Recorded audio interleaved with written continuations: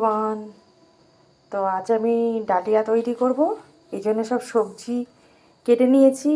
আলুটা ছাড়িয়ে নিলাম, এই ফুলকপিটা কেটে ভেজে নেব, গাজরটাও ছাড়িয়ে নিয়েছি, টমেটো, ক্যাপসিকাম, পেঁয়াজ, ধনেপাতা, আর এখানে পাঁপড় নিয়ে নিয়েছি, আর এখানে নিয়ে নিয়েছি ডালিয়া। এর মধ্যে 2 রকমের ডাল অ্যাড করব, করে ডালিয়া বানাবো।